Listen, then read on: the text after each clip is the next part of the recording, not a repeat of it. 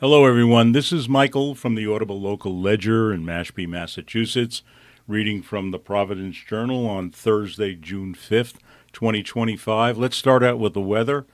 Today, it's going to be warm with clouds and sun, a high of 89 and a low of 64.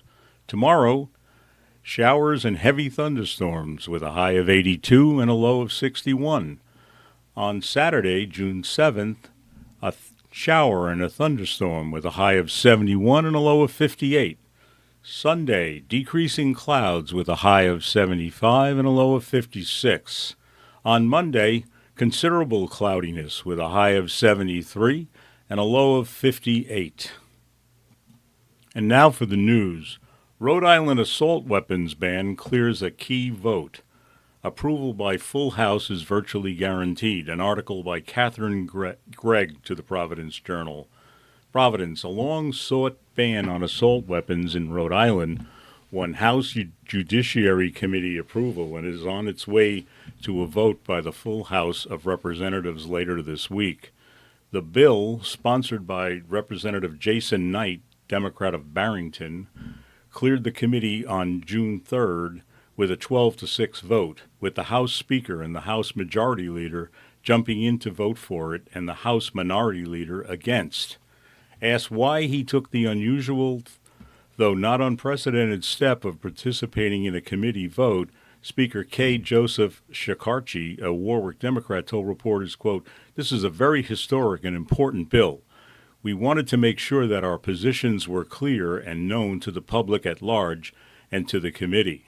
Next stop, the bill heads to the full House floor, where approval is virtually guaranteed, given that 40 of the 75 members have co-sponsored the bill. What comes next when the bill reaches the Senate is uncertain, but one way or another it will provide the first high-profile test of new Senate President Valerie Lawson's political mettle. Will she find a way to get assault weapons ban bill co-sponsored by 28 of 38 senators to the full Senate for a vote, or will she side with the smaller GOP-aligned faction of Democrats led by her number 2 and licensed gun dealer, Senator Frank Saccone, that helped her win the presidency after Dominic Ruggiero's April 21st death? Here's how jockeying is being played behind the scenes. The assault weapons bill sponsored in the House by Knight and in the Senate by Senate Finance Committee Chairman Louis DePalma are unlikely to clear the Senate Judiciary Committee, which appears split 5-5. The margin of defeat would likely grow if Chacon, Senate Majority Leader Jessica Dela Cruz, and Whips David Takoyan and Gordon Rogers cast their ex officio votes against the bill as expected. But there are options. They include the mechanism Senate leaders used in 2022 to end-run a committee by sending the House-passed version of the bill to ban high-capacity firearm magazines directly to the full Senate, where it was approved on a 25-11 vote. The Senate version of the bill to ban high-capacity magazines had met defeat in the Senate Judiciary Committee on a 6-6 vote earlier that day. Then Senate Majority Leader Michael McCaffrey asked the full Senate to take up the House-passed version on immediate consideration. Republicans objected, but more than two-thirds of the other senators present and voting gave their assent and passed it 25-11. Could this happen with the assault weapons ban, or could it be plucked from the Senate Judiciary and sent to another committee more likely to approve the bill? There's also a mechanism called a discharge position, which is not used as often as you might expect. What does the bill do? Most basically, the legislation headed for the first ever votes in the Rhode Island legislature would prohibit the manufacture, purchase, sale, transfer, and possession of certain assault weapons, including types of semi-automatic shotguns, rifles, and pistols.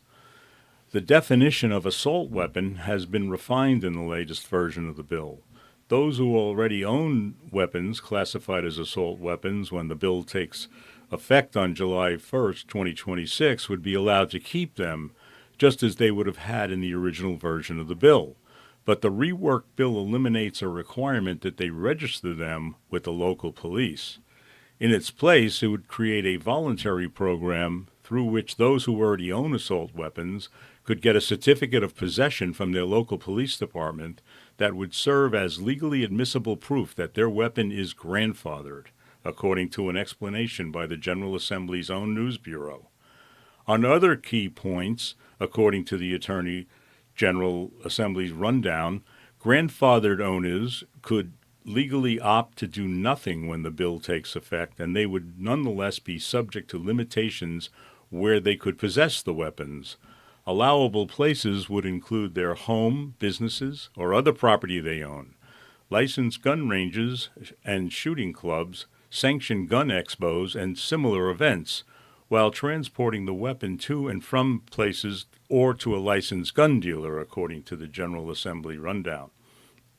The legislation would impose criminal penalties on anyone convicted of violating the ban, but it would provide exemptions to the ban for certain groups, including current and retired law enforcement officers who lawfully possess an assault weapon on the effective date of the ban.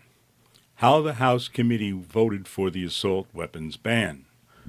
During the debate, House Judiciary Committee members ahead of the vote, Knight called allegations that the bill was creating a de facto gun registry and turning privately owned target ranges into illicit places to shoot, a mischaracterization of the bill. House Minority Whip David Place, our Republican of Burrillville, offered a more sweeping denunciation of the gun control bills, suggesting that no one looks like me is going to be sent to jail for this bill, which he likened to ill-considered war on drugs. He began by saying the history of gun control is a history of fear and the seeking of security, but those that desire security at the expense of liberty wind up with neither. Place argued that the bill will be used by prosecutors to stack charges when you can't afford a competent counsel to blackmail them into a plea bargain because the prosecutors don't want to go to trial and the public defenders don't have the time or financing to go to trial. In the vote, 3 Democrats, David Bennett, Arthur Corvese, and Thomas Norrett, joined 3 Republicans who voted against the bill, Place, Maria Hopkins, and House Minority Leader Michael Chippendale. The federal assault weapons ban expired in 2004 and is yet to be reauthorized by Congress. Currently, 10 states have statutes that ban certain assault weapons, including Massachusetts and Connecticut. The proposed state assault weapons ban is the last major legislative action urged by a majority on a gun safety working group established by former Governor Gina Raimondo, which stopped short of recommending the ban. The legislation is supported by all 5 of the state's general officers, including Attorney General Peter Naranja, who declared the legislation constitutional in a letter to the committee, as well as numerous other groups that work to end gun violence. End of article. Next article, A Course Toward a Career. School program trains students in marine trades and research, an article by Johnny Williams. Narragansett. For many students, high school means long days sitting at desks inside a classroom listening to lessons. At Narragansett High School, some students will soon exchange the 4 walls of a classroom for a boat's helm and open water. The school is launching a new program in the fall of 2026 that will train students to work in marine trades and research. Applications for the program will open this fall. The program is being funded by a $250,000 grant from the Rhode Island Department of Education as part of a broader initiative to expand career and technical education (CTE) programs in the state.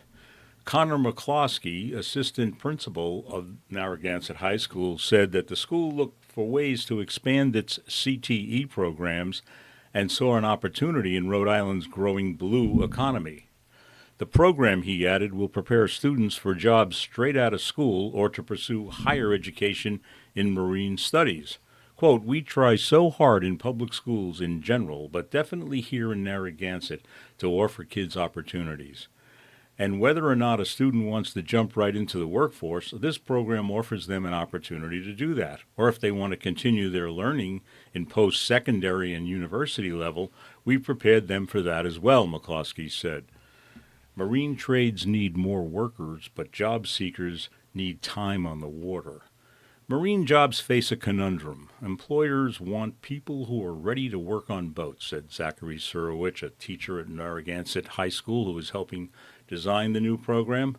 Quote, we first started with a lot of reach out to industry professionals, and a lot of the feedback we were receiving was them saying, we would love to have qualified students coming out of high school who are ready to just jump right into the trade and who would also have boat handling experience, Zurowich said. But to work on a boat, a person has to have experience working on one, added A.J. D'Angelo, who also teaches at Narragansett High School and is working with Surowich on the program design. It's really hard to get time on the water if you're not employed on the water, D'Angelo said. Part of the problem is that marine trades have tended to be a family affair, the teachers said, with parents teaching their children the ropes of how to work on a boat. But fewer people are picking up the family business. Some efforts have been made to provide pathways for newcomers to enter the workforce. The Commercial Fisheries Center of Rhode Island runs an apprenticeship program that trains people to go into commercial fishing. The new program at Narragansett High School seeks to fill that gap by creating a pathway for students interested in the marine trades and research. What students will learn. Narragansett High School already offers a marine trades course and a course on boat handling, through which students earn boating safety cards from the Rhode Island Department of Environmental Management. The program will then split into two branches, a pathway in marine service and another in research. The first will teach students how to service and maintain boat engines and other parts. Students will be able to earn a certificate for safe powerboat handling, as well as more specific care details, such as a technician certification from Yamaha. In their senior year, students in this pathway will complete internships with local businesses, which D'Angelo said have been receptive to hosting students and offered workshop space and materials for them to work with. Throughout, students will accrue hours toward a captain's license. The second pathway focuses on fisheries research. In their sophomore year, students will take a course modeled after the class at University of Rhode Island on fisheries and aquaculture. They will also earn a seafood safety certificate. Research opportunities such as collecting genetic samples and participating in survey collection will also be available. D'Angelo said that the school was in conversation with organizations such as Bluefin Collaborative, the Atlantic Shark Institute, and the Department of Environmental Management. McCloskey said that the school is expecting about 40 students to enroll in the program, though more than that could join. In the end, the teacher's goal is to prepare students to succeed in the marine trades, whatever pathway they take. We really hope to get kids in this program experience where they can sort of be a jack of all trades in this industry and be able to go into the direction they want to go, Surowich said. End of article. Next article, the search is on to hire Block Island's only doctor, an article by Johnny Williams to the Providence Journal. At first glance, the job sounds too good to be true. It comes with free housing, free health insurance, 7 weeks of time off, and a base salary of $220,000. Not to mention that it boasts access to epic ocean vistas, pristine beaches, and some of the best seafood in New England. There is just one catch prospective candidates need to keep in mind when applying. The job is on Block Island, a detail downplayed in the actual job posting, though another posting that leads the application page mentions the location. Block Island is looking for a family medicine doctor to take over its medical center. Thomas Warkup, who took on the role in 2020, recently stepped away from the post. The job is unique in several ways, Warkup said. The first is, of course, location. Block Island sits about 12 miles off the coast of Rhode Island, and its land area is less than 10 square miles. The only way to get on and off the island is by boat or plane. Limited ferry schedules and unpredictable weather make commuting impractical, Warkup explained. Whoever takes the job must be willing to move to the island. Housing is provided, though during the off-season, this schedule is for 2 weeks on and 2 weeks off. The second unique aspect of the job is the patient panel load. The doctor acts as primary care provider for Block Island, which has about 1,000 full-time residents, a manageable number of patients, except that he or she has to be available to provide care for approximately 1.2 million visitors who come to the island annually. A unique experience for the right person. As the only medical providers on the island, Block Island's doctor and other clinicians act as the de facto emergency room. Warcop said the successful candidate has to, quote, have a bit of pioneering spirit and be able to do primary care and urgent and emergent care at any time of the day, and then get ready to do it the next day. Finally, because of Rhode Island's patient mix, providers have to deal with a unique set of challenges. About half the patients Warcop saw during his tenure were due to what he calls the human condition, chest pain, dizziness, stroke, and similar conditions. But because of Block Island's popularity as a vacation destination, the other half of the patient visits are from tourists who get injured because of bicycle or moped accidents. In fact, more than half of all the moped-related accidents in the state occur in Block Island, according to Warcop. This presents a challenge. Block Island's volunteer fire and rescue conducts on average 225 rescues every year, which first come to the doctor's office. Last year, Block Island also had 88 emergency fly-offs to other hospitals, which each take 5 hours of work to do. There's a lot of man-hours to absorb while you're trying to manage a full day of patients, Warcop said. The bicycle and moped accidents have been a sore spot for Block Island's providers and city leaders who have been unable to impose stricter rules to regulate lax rental policies. On average, Block Island's doctor stays on the job for about 5 years due to the pressures and stresses of the position. But Warcop said that there are upsides up to it, too. The doctor gets to train students and residents from Brown University's medical school who come to do rotations on Block Island, which is the only federally recognized rural health center in the state. And at a time when it can be difficult to forge strong relationships between providers and patients, the post allows a doctor to connect with the whole family and care for them. It is an extremely authentic primary care experience, Warcop said. End of article. Next article. Rhode Island Commerce Secretary Liz Tanner will resign to head World Cup nonprofit. An article by Patrick Anderson to the Providence Journal. Rhode Island Commerce Secretary Liz Tanner is stepping down this summer and will become the executive director of a new nonprofit promoting the 2026 World Cup soccer tournament, Governor Dan McKee announced Thursday, June 3rd. Tanner's departure was announced in a news release heralding the formation of the nonprofit Ocean State 2026, which McKee called a major strategic move. Her last day as Commerce Secretary will be July 4th, at which point an interim will take over the state's economic development offices. Ocean State's 2026 job will be to ensure that Rhode Island maximizes the exceptional economic opportunities the World Cup tournament next June will provide, the release said. The tournament is being held throughout the United States, Canada, and Mexico, with 7 matches at Gillette Stadium in Foxborough, Massachusetts. A major opportunity to showcase Rhode Island on the global stage. This World Cup soccer event presents a major opportunity to showcase Rhode Island on the global stage, and we're ready to seize it, McKee said in the news release. This new nonprofit will help ensure we're attracting visitors, supporting local businesses, and driving economic activity in the state. At least so far, no Rhode Island site has been chosen as a training base for any national teams competing in the tournament, and there's no official fan festival event scheduled in the state.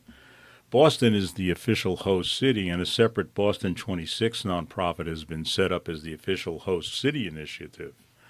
Rhode Island General Treasurer James D'Ossa has led efforts to attract World Cup fans to Rhode Island and organize state planning around it. Diasa will be chairman of the new Ocean State 2026. How will Ocean State 2026 be funded? It was not immediately clear who will provide funding for the new nonprofit. Matt Torchette, spokesman for the Executive Office of Commerce, said no state money is expected to go into the World Cup effort. No private donation or lead sponsors have been announced. Earlier this year, Diasa asked McKee for state funds to kickstart World Cup preparations, but the governor has not made any World Cup-related budget requests to state lawmakers. Quote, while we're still in the early planning process, I want to emphasize the vast majority of funding for Ocean State 2026 will come from private contributions through a targeted fundraising effort, Diasa wrote in an email. We're excited about the opportunity to celebrate Rhode Island's rich history and bright future, and our goal is to ensure that all 39 cities and towns feel well represented as reaping the benefits of this statewide initiative. Torchette said he believed Tanner's new job as executive director would be paid, but he did not know what the salary would be. Diasa said Tanner's salary will not be paid with any state funds. McKee's office did not respond to questions about Tanner, including whether the governor had asked her to step down as Commerce Secretary. Tanner, who is set to make $238,597 this year, according to State Transparency Portal, was one of McKee's key cabinet members when he replaced Gina Raimondo as governor. Before McKee appointed Tanner Commerce Secretary in 2022, replacing Stefan Pryor, she was director of the Department of Business Regulation. End of article. Next article. Shoreline access bills advance in General Assembly, an article to the Providence Journal by Antonia Nouri Farzan. Several bills aimed at improving shoreline access in Rhode Island are progressing through the General Assembly. The Senate Committee on Housing and Municipal Government voted unanimously on June 2nd to pass two bills sponsored by Senator Victoria Gu, a Democrat of Charlestown, that deal with Coastal Resources Management Council designated rights of way. S716 would require cities and towns to alert the public and solicit feedback before they reduce, restrict, or fundamentally alter parking near rights of way. The House version of the bill, H6093, has received a hearing but not a vote. S626 would require municipalities to maintain a list of CRMC designated rights of way and include them on official maps. The House version of the bill, H5686, passed in April. Additionally, H5960, introduced by Representative Terry Courtfriend, a Democrat from Portsmouth, unanimously passed the House of Representatives on April 29th. The bill would allow cities and towns to turn roads that are threatened by sea level rise and flooding into bike paths or walking trails rather than abandon them entirely and give up public access. The bill is now awaiting a vote in the Senate. End of article. Next article. Rhode Island officials in limbo as sanctuary city list disappears from Department of Homeland Security's site. An article by Kate Mulvaney in the Providence Journal. On May 29th, President Donald Trump issued an executive order naming Rhode Island, Providence, and Central Falls as jurisdictions the administration said are obstructing federal immigration law. Spokespeople from Rhode Island say formal notice of the order has yet to be received. The removal of an executive order and list of alleged sanctuary jurisdictions published by the U.S. Department of Homeland Security that included Rhode Island, Central Falls, and Providence has left state and local officials in limbo about the possible implications of the designation. On May 29th, Donald Trump issued an executive order naming Rhode Island, Providence, and Central Falls as jurisdictions the administration said are obstructing federal immigration law. But as of June 4th, neither Rhode Island officials nor officials with the two cities have received formal notice of the order, according to spokespeople. Why was the sanctuary city executive order taken down? Days after the order was issued on May 31st, the National Sheriff's Association President Sheriff Kiernan Donahue, a Trump supporter, released a statement faulting the list as lacking transparency and accountability and undermining cooperation. Quote, "This list was created without any input, criteria of compliance, or a mechanism for how to object to the designation. Sheriffs nationwide have no way of knowing what they must do or not do to avoid this arbitrary label. The completion and publication of this list has not only violated the core principles of trust, cooperation, and partnership with fellow law enforcement, but it also has the potential to strain the relationship between sheriffs and the White House administration," the statement reads. Quote, "This is an unfortunate and unnecessary erosion of unity and collaboration with law enforcement and the enforcement of the rule of law at a time when that unity is needed most," it continued. Spokesman for Homeland Security did not respond to multiple inquiries about the designations and specifics about the underlying policy. What did the sanctuary jurisdiction order say? The order alleged that jurisdictions on the list are deliberately and shamefully obstructing the enforcement of federal immigration laws and endangering American communities. Sanctuary cities protect dangerous criminal aliens from facing consequences and put law enforcement in peril. The order stated that the cities, towns, and states would receive formal notification of its non-compliance with federal statutes and will need to immediately review and revise their policies to comply with federal immigration laws. The order also states that the jurisdictions identified must renew their obligation to protect American citizens, not dangerous illegal aliens. In addition, the order stated that the list could be changed and updated at any time, and that no one should act on this information without conducting their own evaluation of the information. End of article.